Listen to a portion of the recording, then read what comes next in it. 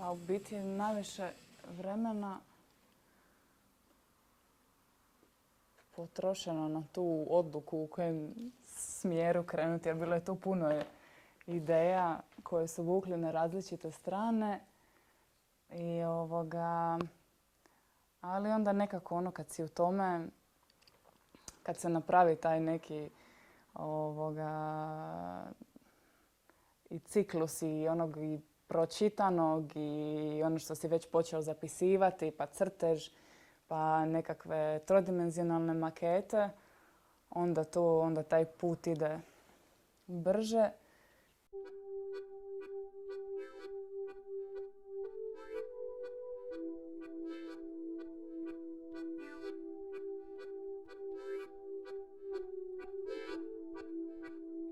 Ja sam Lucija Jelić i ja sam kiparica. Evo ovdje vidimo moj zadnji rad, koji je ujedno i moj diplomski rad, pod nazivom Skulptura u neorijentabilnom prostoru. Ovdje sad vidimo zapravo samo jedan segment tog rada, to jest ovih 5 hodača.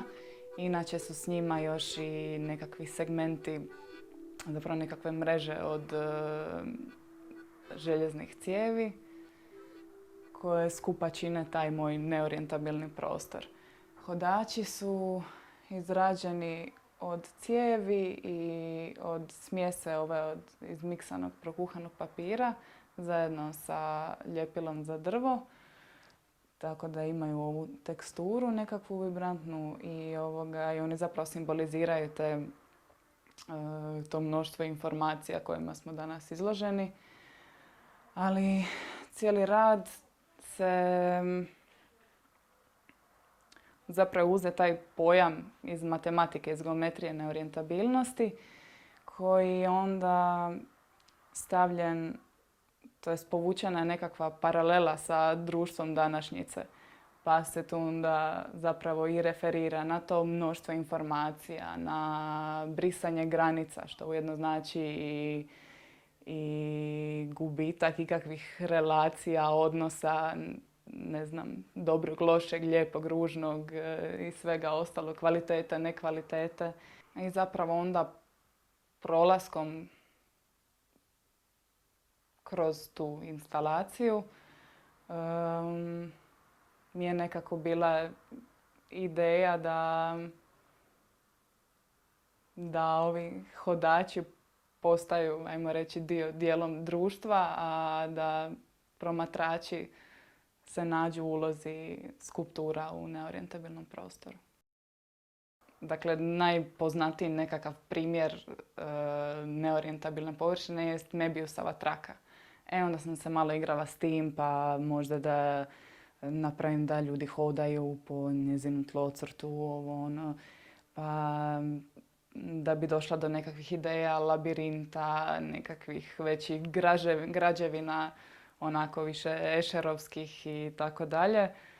Pa mi je tu bila ideja te gomile, pa ideja zasićenosti, da bi na kraju po uzoru na nekakvog možda i Rodenovog i Giacomettijevog hodača onoga doba ja napravila hodače ovog današnjeg doba sa, ajmo reći, pa možda i nečitljivom površinom s kojom se i susrećemo danas i sa tom fragmentiranošću. Prikaz ljudske figure, ljudskog tijela ne znači možda isto što je značio u 19. stoljeću pa i 20. stoljeću. Danas se može govoriti o ljudskom prikazu, odnosno općenito o materijaliziranom prikazu kao nečem što ne stoji nasuprot nečeg duhovnog ideje i tako dalje, već nasuprot virtualnog. Proučavajući hod, anatomiju hoda, sam ih odlučila staviti baš u tu najnestabilniju pozu, taj vrh pete, prstiju i tako dalje, jer smatram da se nekako u tom trenutku i nalazimo i zapravo je tu ono tu se osjeti da tijelo zapravo ne može stajati bez napora.